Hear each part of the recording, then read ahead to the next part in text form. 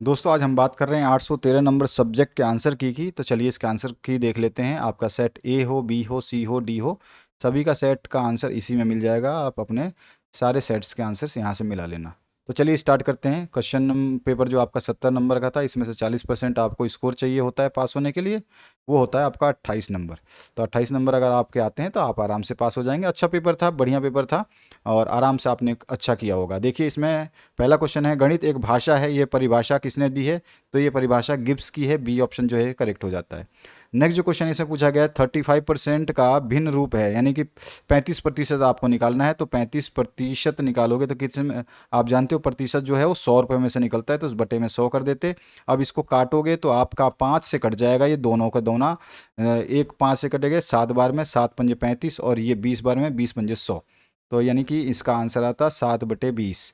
तो 7/20 जो है इसमें ऑप्शन जहाँ पे भी है वो सही हो जाता। इसके बाद जो नेक्स्ट क्वेश्चन है उसकी बात करते हैं।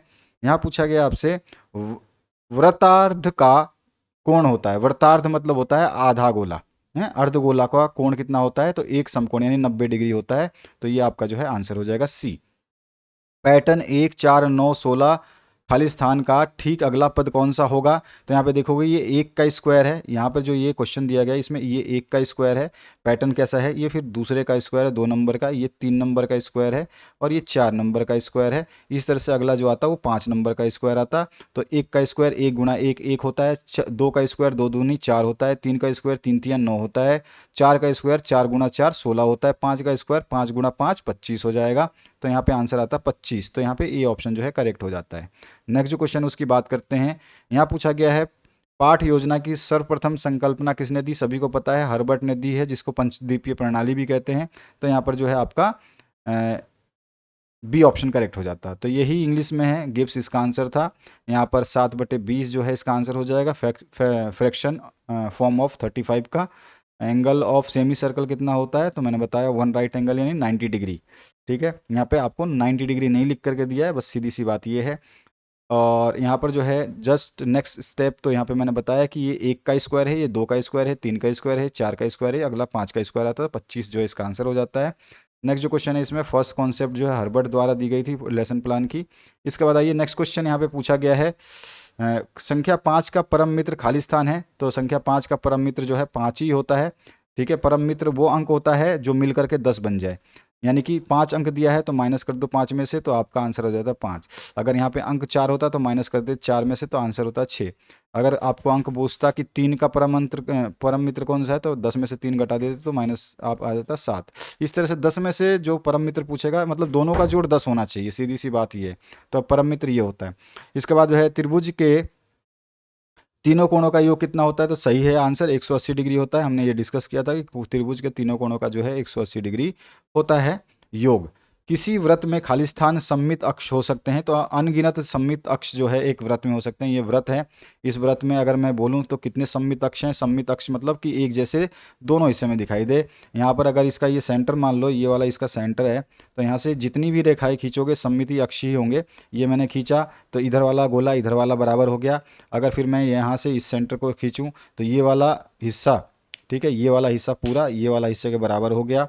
ठीक है ना। अगर मैं इस लाइन को हटा दूं तो देखो अब ये लाइन खींची तो ये वाला हिस्सा बराबर हो गया। अगर मैं कहीं से भी कोई भी लाइन खींचूं तो देखो यहाँ पर भी खींचूंगा, इस तरह से टेढ़ा भी मैंने करा है, तो ये भी आपका जो है यहाँ पर ये वाला हिस्सा दोनों बराबर हो गए। इस तरह से इसमें अनगिनत जो है सममित अक्ष खींचे जा सकते हैं जिसके दोनों हिस्से बराबर होंगे। जहाँ जहाँ से खींचोगे दोनों हिस्से दोनों तरफ के बराबर होंगे। इस तरह से आप अनगिनत, आपके पास जितना समय है आप लगा दीजिए, इसमें अनगिनत लाइनें खींच सकते हो, यानी कि अनगिनत सममित अक्ष जो है इसमें हो सकते हैं। ठीक है, तो इस तरह से इसका आंसर होता। तो यहाँ पे अनगिनत जो है आपका आंसर आता। व्रत में अनगिनत या असंख्य, अनगिनत या असंख्य लिख सकते थे। ठीक है, अच्छा इसमें SMSG की स्थापना सन खाली स्थान में अमेरिका में हुई। तो अमेरिका में कब इसकी स्थापना हुई थी ये आपको बताना है। तो हमने पढ़ा था कि जो SMG ग्रुप क्या होता है, ये होता है the school mathematics study group, the school mathematics study group. तो इसकी स्थापना का सन जो था वो था आपका 1958 में जो है इसकी स्थापना की गई थी अमेरिका में। तो ये आपको बस इसमें डालना था कि जो है ये हो गया।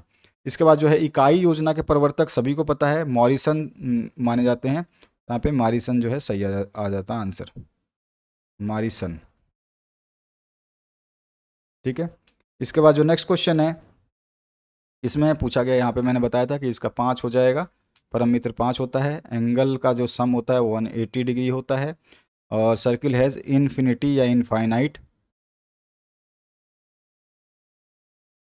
इनफाइनाइट लिख दो इसको, मैं यहाँ पे मिक्स कर दिया सबको।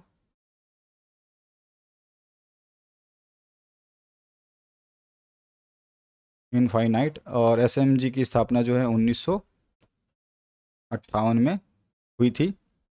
ठीक है। और इसके अलावा जो है यहाँ पर the originator of unit system was, तो मॉरिसन है, इसका आंसर हो जाएगा। अब जो है नेक्स्ट क्वेश्चन इसमें पूछा गया आपसे, अनुकूलन की दो क्रियाएं लिखिए। तो अनुकूलन की दो क्रियाएं कौन सी हो सकती हैं, ये आपको बताना था। तो अनुकूलन की जो क्रियाएं आप बता सकते हो, तो कौन कौन सी हो सकती है, देखिए इसमें समायोजन होता है, समायोजन है क्रिया एक। एक जो है आप बोल सकते हो संशोधन। ठीक है। उसके अलावा जो है आप बोल सकते हो एक पुनरावृत्ति भी होता है।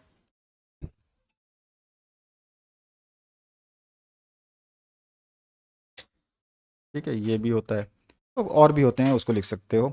इसके बाद जो नेक्स्ट क्वेश्चन पूछा गया, इसमें सबसे छोटी अभाज्य संख्या लिखिए। एक को छोड़ करके जो भी बाकी संख्याएं हो, सारी की सारी जो 2 से भाग नहीं जा पाए वो अभाज्य होती हैं। तो 2 जो है सबसे छोटी संख्या है। ठीक है।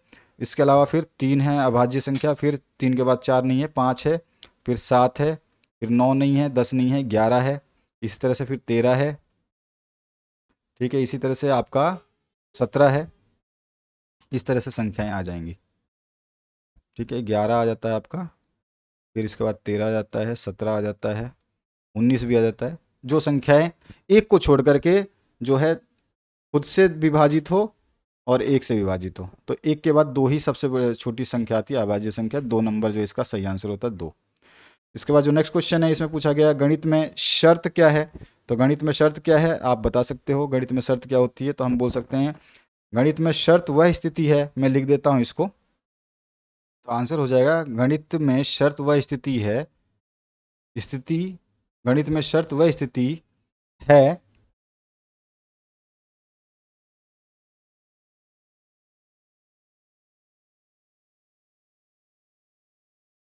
जिस पर कोई कथन या समीकरण आधारित होता है। ठीक है। जो भी शर्त है, चाहे हम x+2 = 0 इस तरह से कोई भी शर्त लिखते हैं, तो ये जो है कोई समीकरण या जो है कथन आधारित होगा। इसके बाद जैसे कि आप जो है यहाँ पे हमने बोला कि ये एग्जाम्पल है। ठीक है। अच्छा, गणित में प्रक्रिया को परिभाषित कीजिए। तो गणित में प्रक्रिया को किस तरह से परिभाषित करें, आंसर लिख देंगे, गणित में प्रक्रिया वह चरणबद्ध तरीका है जिससे किसी समस्या का समाधान किया जाता है। चरणबद्ध यानी क्रम में होता है समस्या का समाधान। जैसे कि कहीं प्लस करेंगे, फिर उसके बाद माइनस करेंगे, फिर उसके बाद में मल्टीप्लाई करेंगे, उसके बाद डिवाइड करेंगे, तो चरणबद्ध तरीका होता है कि इसके बाद ये करना होगा। प्रवेश रजिस्टर क्या है। तो प्रवेश रजिस्टर वह दस्तावेज होता है जिसमें विद्यालय में प्रवेश लेने वाले विद्यार्थियों का विवरण दर्ज किया जाता है। ये लिख सकते थे, इसमें मैं लिख देता हूँ, उत्तर हो जाएगा प्रवेश रजिस्टर वह दस्तावेज होता है जिसमें विद्यालय में प्रवेश लेने वाले छात्र का विवरण होता है। ठीक है। तो इस तरह से आपके छोटे छोटे प्रश्न थे जिनको आपको करना था। और यहाँ पर चलिए आपके ये क्वेश्चंस हैं, निगमन विधि की व्याख्या, गुणन के क्रम, विनियम नियम को परिभाषित कीजिए। जो कॉम्प्लिकेटिव लॉ होता है वो मल्टीप्लिकेशन का, ये 5वीं कक्षा में पूछा गया क्वेश्चन है, 5वीं क्लास के क्वेश्चंस पूछे गए हैं कि क्रम विनिमय नियम यानी कि कॉम्प्लिकेटिव लॉ क्या होता है, इसको आपको डिफाइन करना था। ठीक है। कॉम्प्लिकेटिव लॉ के बाद में आपसे क्या पूछा गया है, 3 सही 3/5 में भिन्न का अंश लिखिए। तो इसको आपको लिखना था 5×3 = 15, 5×3 = 15 और 3 18/5 हो जाता। ठीक है। इस तरह से 18/5, इसमें अंश यानी ऊपर वाला चीज़ पूछा गया, तो अंश जो है 18 होता, तो यहाँ पे आंसर होता है 18। ठीक है। क्योंकि हमारा ऐसा होता है सही बटे में, तो इसको हम मिश्र, आपको इसको मिश्र जो है आपको मिश्र भिन्न में कन्वर्ट कर देते हैं। तो ये आपका 3 से इसका गुणा होता है और ये ऊपर वाला जुड़ जाता है। तो 5 का गुणा 3 से करते हैं 15 और 3 जोड़ देते तो 18/5 हो जाता है। 18 इसका अंश पूछा है, तो ऊपर वाला अंश होता है, नीचे वाला हर होता है। एक गोलीय गणित पहेली बना करके लिखिए। कोई भी एक गोलीय नहीं, कोई एक गणितीय पहेली बना करके लिए। कोई भी आप मैथमेटिकल पजल जो है बना सकते थे, जैसे कि आप जो है बना सकते थे, ऊपर दिया गया था ना आपको एग्जाम्पल में कि 2 के बाद 3 आया, 3 के बाद में क्या आएगा, तो इस तरह से। 12 महिर द्वारा लिखित कोई 2 ग्रंथों के नाम लिखिए। मैंने एमसीक्यू में करा रखा है। आर्यभट्ट प्रथम पर संक्षिप्त टिप्पणी लिखिए। सीखने के संदर्भ में वुडवर्थ और गेट्स की परिभाषाएं क्या हैं वो अलग पूछा है इसने। अधिगम के कोई 3 पद लिखिए। इसके अलावा जो है गणित सीखने में पाठ्य पुस्तक के महत्व को बताइए। गणित सीखने में अभ्यास पुस्तिका के महत्व को बताइए। गणित की पाठ्यचर्या क्या है। गणितीय कौशल की परिभाषा दीजिए। 2 कौशलों के नाम लिखिए। गणित सीखने की प्रक्रिया में सिखाने वाले की भूमिका पर बताइए, संक्षिप्त वर्णन कीजिए। गणित सीखने की प्रक्रिया में सीखने वाले की भूमिका पर संक्षिप्त टिप्पणी लिखिए।